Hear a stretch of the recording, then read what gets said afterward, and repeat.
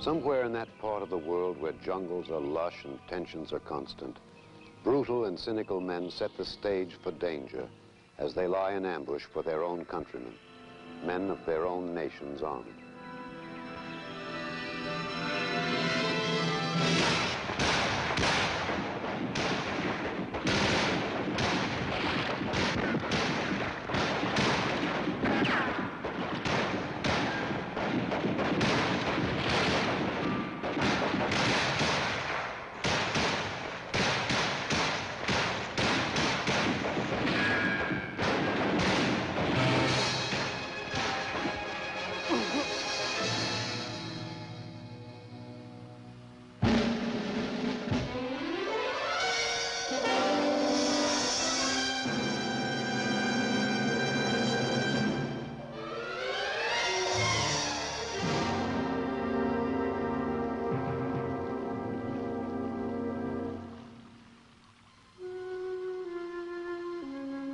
Here on a jungle floor, in what appears to be the very frontier of civilization, leers the face of war in our time.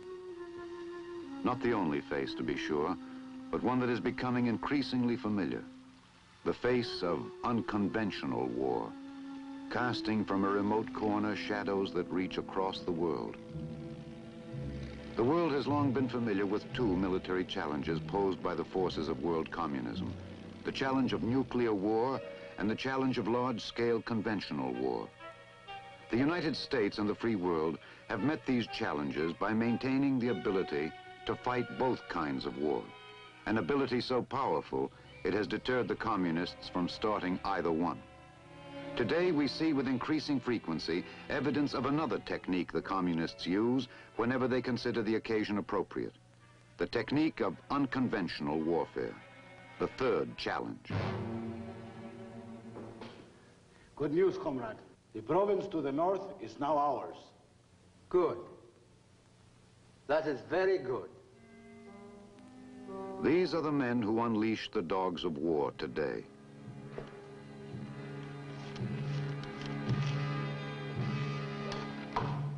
Victory is near, comrades. We have seen their like in our time before. Revolutionaries, Marxist style, they spread their communism by waging the shadowy hit-and-run war of the guerrilla on the regular forces of the established government of their country.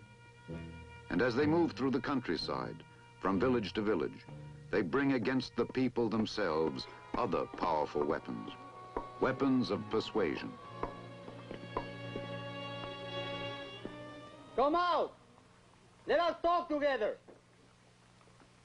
We have much to say to one another. Come closer.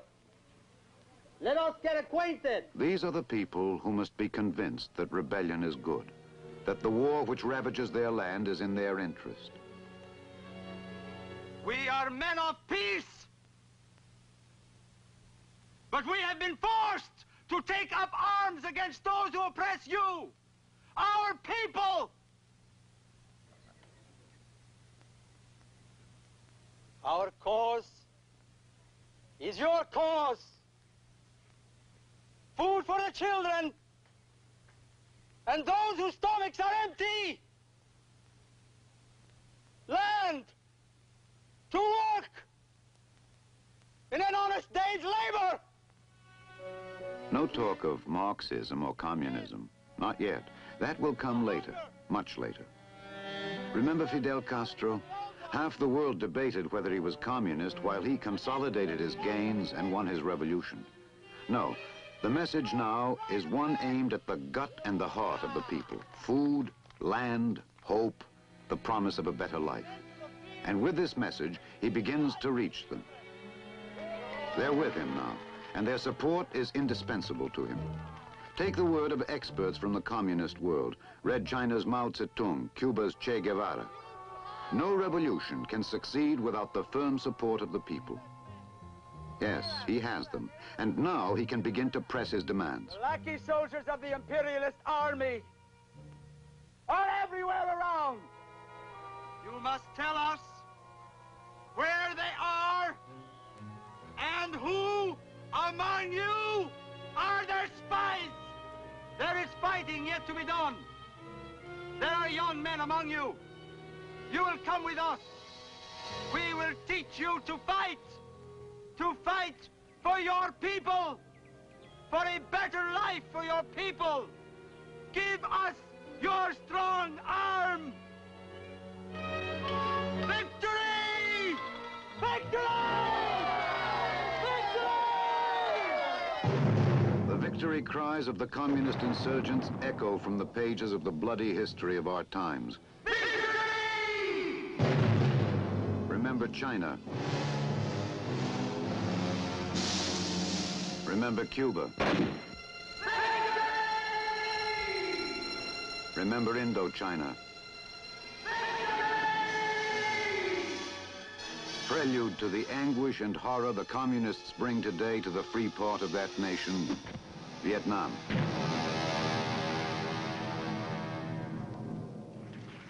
And remember, for we can never afford to forget, the master design which unifies all these insurgent actions.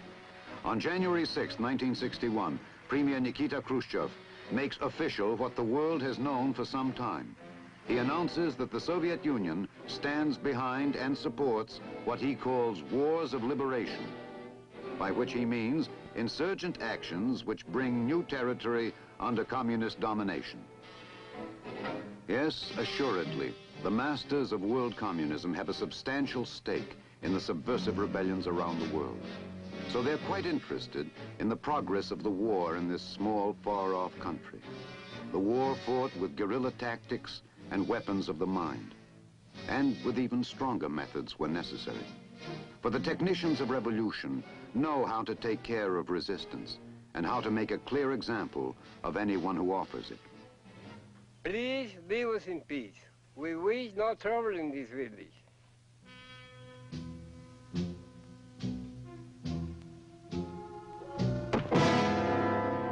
Force when necessary, persuasion when possible, and always the tactics of hidden warfare. With village after village taken over, the tide of communist control continues its steady sweep through the countryside. From the communist point of view, this little war is progressing very well indeed. And the rebellion has reached the stage where it poses a serious threat to the government. It is in light of this situation that the government has called on the United States for help. And the word out of Washington tonight is that the United States will respond quickly. American interest is aroused. A television correspondent visits a briefing room in the Pentagon to get the answers from a Defense Department expert on unconventional warfare. Sir, I think that our viewers across the nation would like to know, first of all, two things. Why are we going to be involved? And how does it serve America's interest for us to become involved? We are going to give assistance because the authorized and lawful government has asked us for help. The government over there is in dire danger of overthrow from a subversive force that is supported and supplied by other communist states. The government over there believes, and our own military advisors agree, that their federal forces are strong enough to take care of the situation if they are properly trained to fight the shadowy, elusive guerrilla war the enemy is fighting. We're going to send the men who can train them to fight that kind of war. And we have these men, experts in this kind of guerrilla warfare? You bet we have. At Fort Bragg, North Carolina, home of the Special Warfare Center, a new kind of soldier has emerged, the Special Forces Trooper, the man whose specialty is guerrilla fighting. He is distinguished by the green beret he wears. But he is distinguished, too, by a good deal more than that. He is identified by his toughness and his skill. This kind of soldier trains to fight a lonely war, anywhere, under any conditions, against an enemy who lives in shadows and strikes in stealth. To do this, he must learn a whole new way of life. He has to depend on the land and on himself for his shelter. He has to depend on the land and on himself for his food.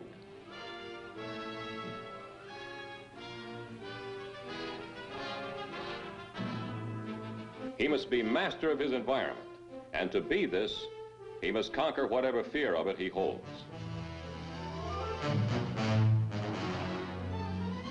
There will be few broad highways for him to travel. His routes will be those that once were called impassable. He trains to make them passable. The impassable cliff, the impenetrable jungle, the unpredictable river. These are his avenues. These are some of the physical skills he masters. There are many more. He learns to handle all kinds of river craft. He is a paratrooper. He becomes an expert in the arts of sabotage. He grows adept at handling all weapons, including those used by communist countries. And beyond the realm of muscle and courage, there are other skills he must develop. He has to acquire a working knowledge of the language of the country in which he will serve. He must learn enough about field medicine to take care of emergencies, broken bones, infections, burns. He is also trained to perform minor surgical procedures.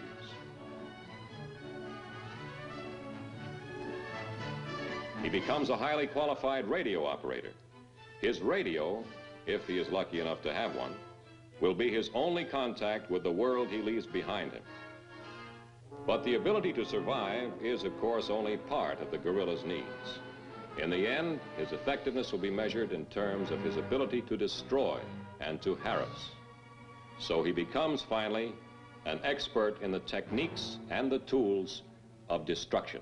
All the military services today are giving greater emphasis to training for this kind of war.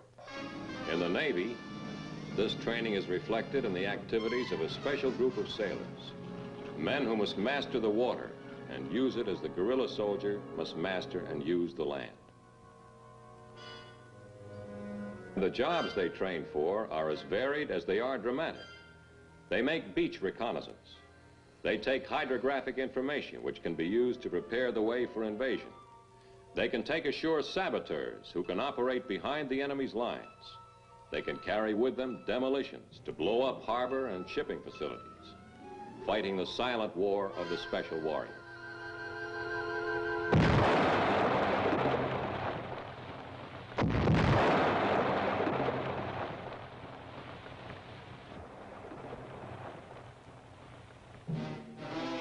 The Air Force Special Air Warfare Center in Florida is the home of the Air Force's special warriors, who are known as Air Commandos. Air Commandos prepare themselves to provide close air support for counterinsurgency and to deploy troops and equipment rapidly to areas of guerrilla activity.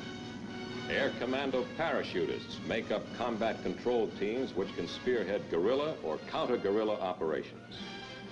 These men, dropped into the forward areas, are able to direct and control airstrikes, resupply missions, and the landing of Army's forces. The Marines, who are conditioned to the rugged training of small units and individuals, provide an excellent example of the way conventional units train to defeat unconventional forces. Indispensable to this training, of course, is an understanding of how the guerrilla operates. Because of his tenuous status, he will never stand and fight if he can help it. The principles of speed and surprise and employing guerrilla tactics themselves, when feasible, can enable a conventional force to encircle the guerrilla position, blocking his escape. Thus trapped, firepower can destroy him.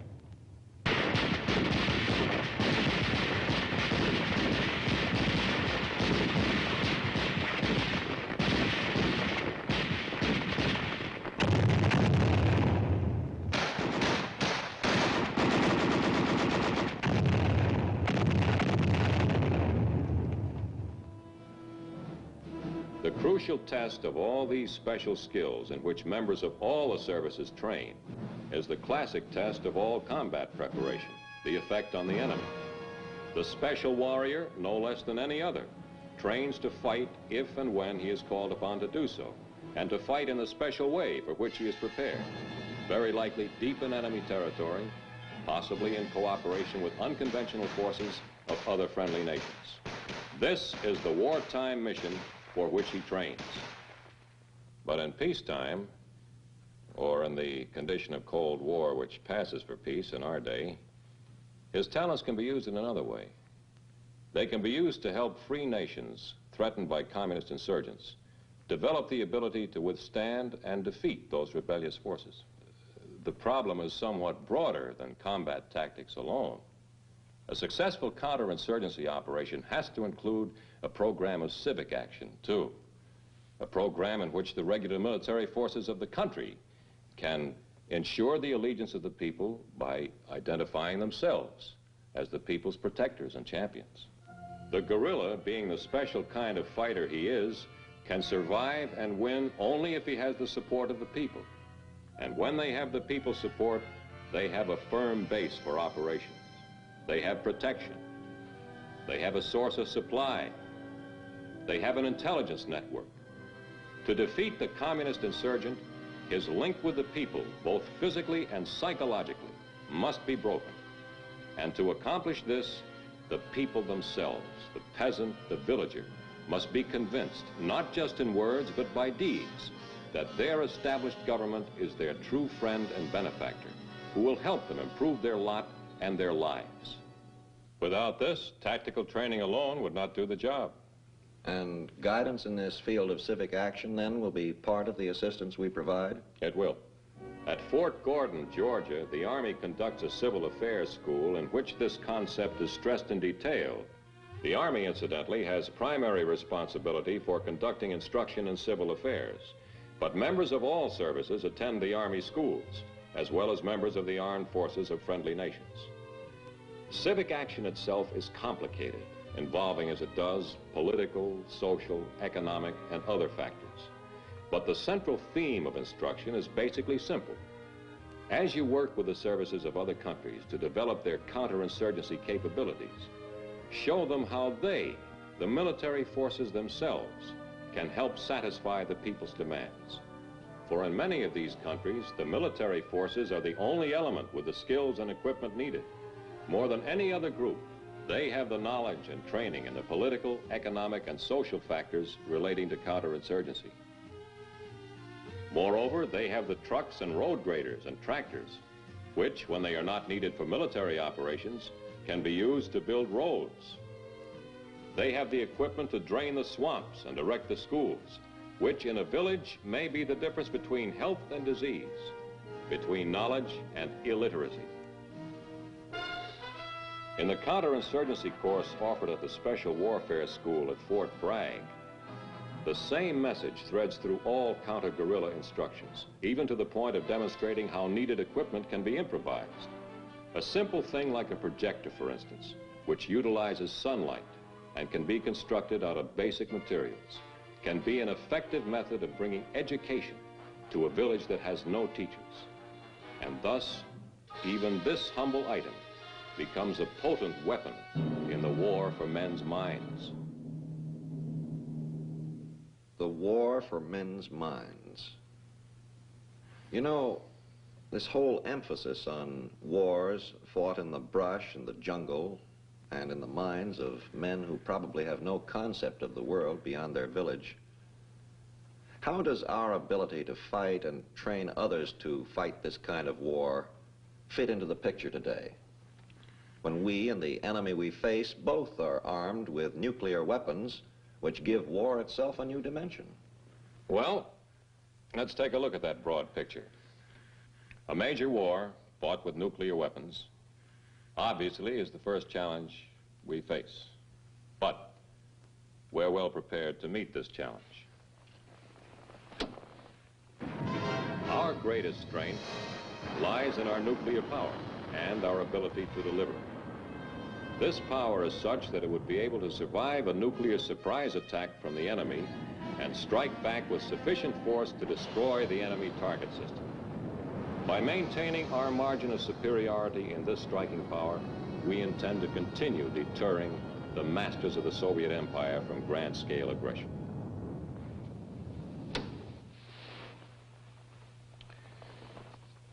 The communists' professed horror of thermonuclear war, however, doesn't mean that they have renounced war as an instrument of policy.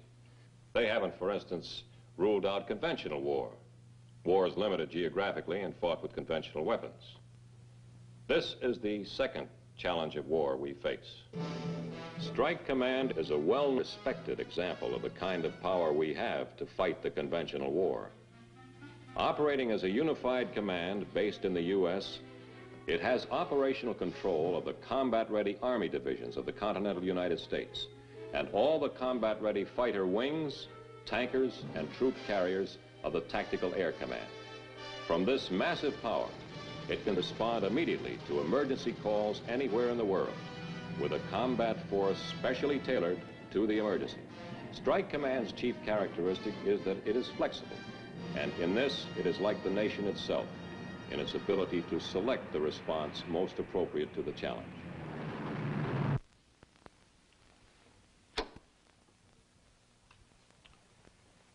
With this range of responses available to us, and with the communists aware that we stand ready to block any open aggression of theirs, we will be able to deter the Soviets from launching open war of any dimension. Or, if they are reckless enough to begin one, to defeat them in it. But does this eliminate war from the communists' master plan? Unhappily, it does not. There still remains the third challenge, the wars the communists call popular uprisings, or liberation wars. They mean wars of subversion and covert aggression against the constituted authority of a country. The communists frankly admit that they will support this kind of war. From their point of view, it would make sense if they could get by with it. They could win a good deal of the world this way. But they will not be able to get away with it. We intend to block this avenue of conquest as we are blocking all others by training the forces of free governments who ask for such help to defeat the subversives who wage this kind of war. And this brings us to the situation of the moment. For as we send men over to the small, proud ally who has asked for our assistance, this is precisely the kind of help we will provide. To the best of our ability, sir. Thank you, Captain. We are glad to have you here. Very glad indeed. Thus, the mission begins, as the Americans come to the beleaguered country to train its forces to fight the communist insurgents. The training is strenuous and thorough. It's the kind which will pay off. For before you can defeat the guerrilla, you have to find him. And in order to find him, you have to be able to travel the way he travels.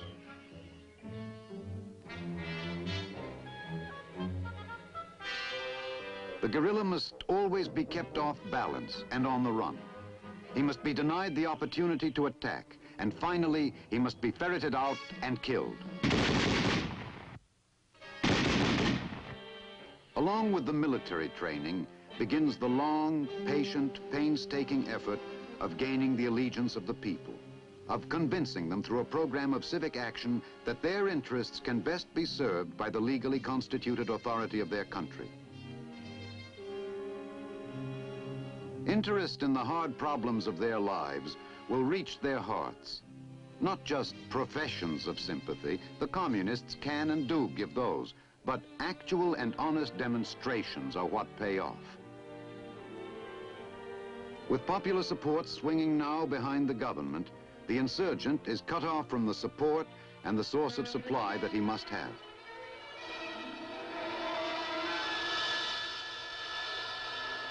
With the guerrillas becoming isolated, and with the regular forces becoming steadily more accomplished in the techniques of hidden warfare, the serious work of guerrilla hunting begins.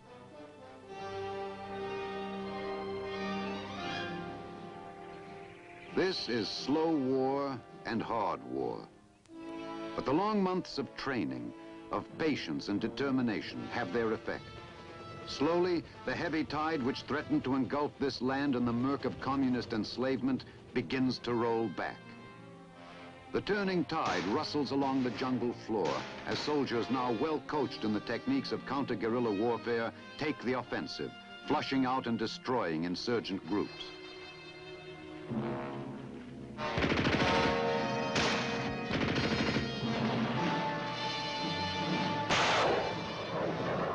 The changing tide rolls out of the skies above the brush. The turning tide reaches far. It carries to the very headquarters of the leaders of the revolution with the word that the federal forces are closing in.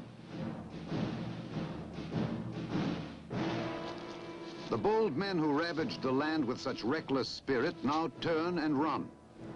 But the cause they served before is the same one they serve now in crisis. If that cause can best be advanced by escaping, carrying with them the seeds and the techniques of their evolution, then escape is the highest good. All else is expendable.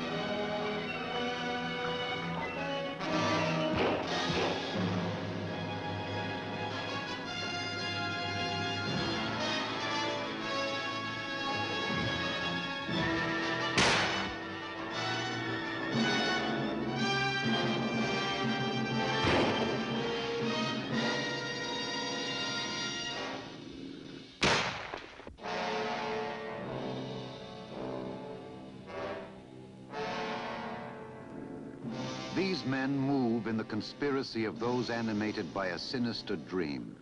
Mankind locked in the dead spirit of a Soviet world. In the sweep of this tortured vision, defeats are temporary. Ahead lies another day, another opportunity for subversion, another poor and struggling nation to be raped by the sword of revolution. This is the unceasing challenge they pose. History's answer to this challenge lies now with a warrior who trains for stealth and cold violence, who trains to fight the lonely and brutal war of the guerrilla, who prepares to meet the enemy and defeat him in warfare's most distant regions, in the remote silences of the sea, in the changeless jungle brush, and in the changing minds of men. This is the unconventional warrior who trains to give his nation and the world of free men the weapon with which to meet and defeat communism's third challenge in our day, to crush the hope for victory from the ambitions of men who grind their heels on mankind's face in lands bleeding now and yet to bleed in the torment of red insurgency, to banish their dark dream to the shadows of history as it is written by free men.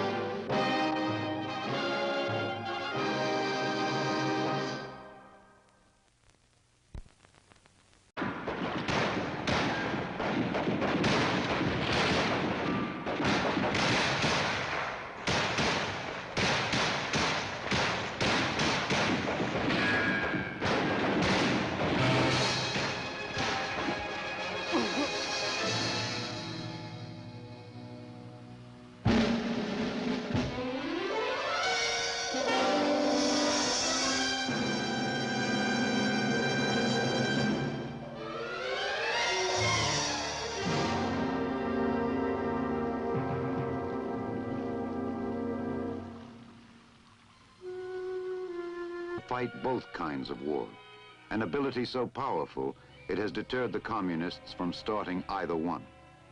Today we see with increasing frequency evidence of another technique the communists use whenever they consider the occasion appropriate, the technique of unconventional warfare, the third challenge. Good news, comrade. The province to the north is now ours. Good. That is very good. These are the men who unleash the dogs of war today.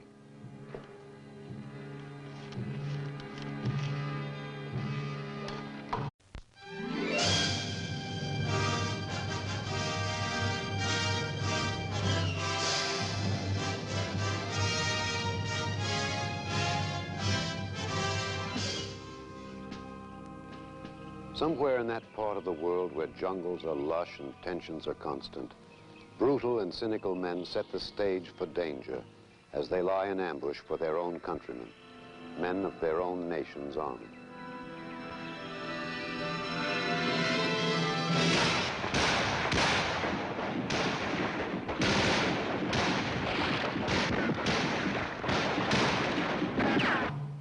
Victory is near, comrades.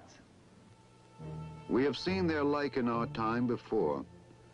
Revolutionaries, Marxist style, they spread their communism by waging the shadowy hit-and-run war of the guerrilla on the regular forces of the established government of their country.